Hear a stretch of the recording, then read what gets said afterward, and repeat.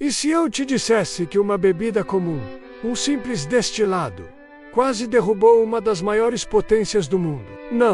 Não foi uma guerra, nem uma rebelião com armas e exércitos. Foi uma crise silenciosa, travada com garrafas, que mergulhou a cidade de Londres no caos. Uma época em que a bebida mais barata e popular se tornou o maior inimigo público, alimentando uma desordem social que ameaçou a própria estrutura da Inglaterra. Essa é a história da loucura do gin. Um período sombrio que mostra como uma simples decisão política pode ter consequências devastadoras. Para entender essa história, a gente precisa conhecer os protagonistas. O primeiro, claro, é o gin. Ele não nasceu na Inglaterra, mas na Holanda, onde era chamado de Genever. Era um destilado de grãos com zimbro, usado inicialmente como remédio. Do outro lado, temos a coroa britânica. Numa tentativa de fortalecer a economia e prejudicar a França, sua grande rival, o governo inglês decidiu incentivar a produção de destilados locais. E no meio de tudo isso, o povo de Londres, trabalhadores enfrentando jornadas exaustivas, pobreza e poucas perspectivas, que viram no gin um refúgio barato e instantâneo. Figuras como o artista William Hogarth e o magistrado Henry Fielding também entram em cena, tentando alertar a todos sobre a tragédia que se desenrolava. Mas como uma bebida medicinal holandesa se transformou no estopim de uma crise social na Inglaterra? A resposta está na política.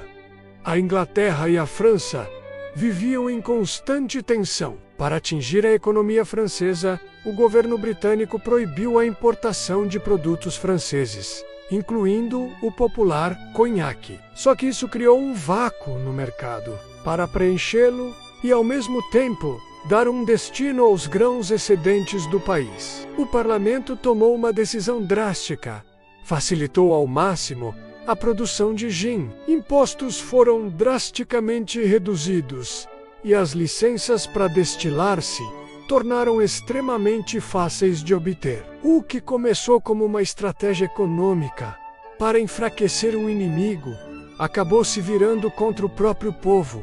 A porteira foi aberta. A partir daí, a situação saiu de controle muito rápido. O gin era barato de produzir, usando grãos de baixa qualidade, e logo inundou as ruas de Londres. Em alguns bairros, uma em cada 4 casas vendia a bebida. Surgiram placas com slogans como "bêbado por 1 centavo", "completamente bêbado por 2" e "a palha para dormir de graça".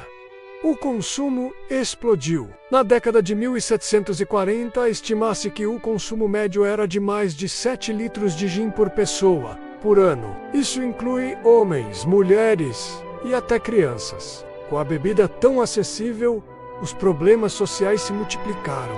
Aumento da criminalidade, desordem pública, abandono de famílias e um crescimento assustador nas taxas de mortalidade. Henry Fielding, que era juiz na época, descreveu o gin como a principal fonte do crime e da miséria entre os mais pobres. A cidade, que já sofria com saneamento precário e doenças, viu a situação piorar drasticamente. O gin não era mais só uma bebida, era o símbolo de uma sociedade em colapso. As imagens que melhor capturam esse desespero são as gravuras de William Hogarth. A Maze famosa, Gin Lane, ou a Viela do Gin, é um retrato chocante, ainda que exagerado, do que a elite temia. Mostra uma mãe, embriagada, deixando seu bebê cair de um parapeito, enquanto ao redor tudo é caos, doença e morte. Em contraste, sua outra gravura, Beer Street, ou a Rua da Cerveja, mostrava um cenário de harmonia e prosperidade, onde as pessoas bebiam cerveja, considerada uma bebida mais saudável e patriótica. Essas obras não eram apenas arte, eram propaganda, um grito de alerta para a sociedade. Diante do caos, o governo finalmente tentou intervir. Em 1736, o parlamento aprovou o primeiro Gin Act. A ideia era simples: sufocar o mercado com impostos altíssimos e licenças caríssimas. A lei exigia uma taxa anual de 50 libras para qualquer vendedor, um valor absurdo na época. O resultado? Um desastre completo.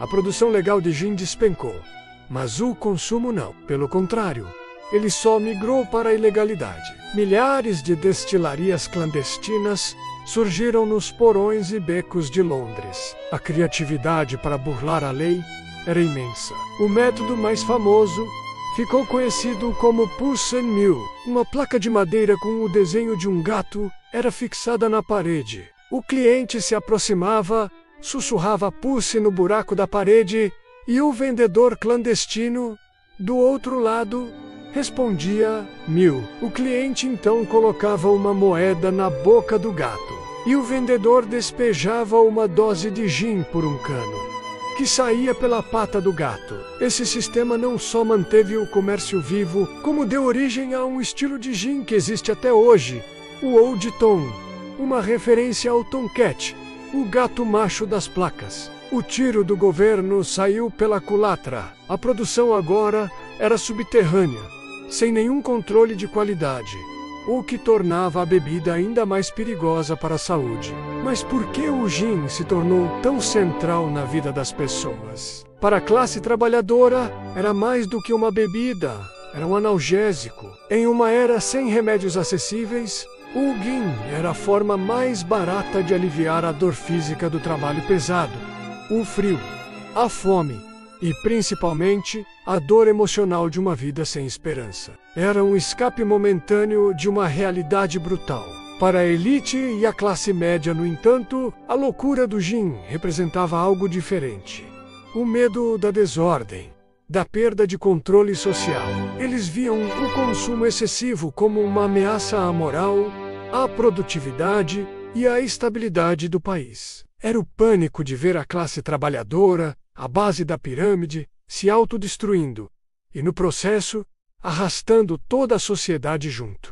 Essa combinação de fuga desesperada de um lado e pânico moral do outro foi o motor que alimentou essa crise por décadas. A solução só começou a aparecer em 1751, com uma abordagem completamente diferente. Em vez de proibir, o governo decidiu regular de forma inteligente. O novo Gin Act não tentou tornar o gin impossível de comprar, mas sim controlar quem o vendia. As licenças foram transferidas para estabelecimentos maiores e mais respeitáveis, como pubs e pousadas, tirando a venda das mãos de qualquer um na rua. A fiscalização aumentou e a qualidade da bebida passou a ser mais controlada. Ao mesmo tempo, algo fora do controle do governo ajudou. Uma série de colheitas ruins aumentou o preço dos grãos. Com a matéria-prima mais cara, o custo final do gin subiu naturalmente. A combinação de uma regulação mais eficaz e o aumento do preço fez com que o consumo excessivo finalmente começasse a diminuir. A loucura do gin não terminou de um dia para o outro, mas a febre, aos poucos, foi baixando. A história da loucura do gin é muito mais do que a história de uma bebida. É uma lição poderosa sobre como políticas públicas, mesmo bem intencionadas, podem ter consequências inesperadas e devastadoras. Mostra o perigo de tentar resolver problemas sociais complexos com soluções simplistas, como a proibição. A crise revelou as profundas desigualdades da sociedade inglesa e forçou o governo a aprender que regular é, muitas vezes, mais eficaz do que proibir. A Inglaterra não foi destruída pelo gin, mas aprendeu uma dura lição, que ecoa até hoje em debates sobre economia, saúde pública e justiça social. Se você curtiu mergulhar em histórias surpreendentes como esta, que revelam um lado oculto de coisas que a gente acha que conhece, não se esqueça de deixar o seu like e se inscrever no canal. E me conta aqui nos comentários qual outro produto, crise ou evento histórico você acha que merece um vídeo completo. Muito obrigado por assistir e até a próxima!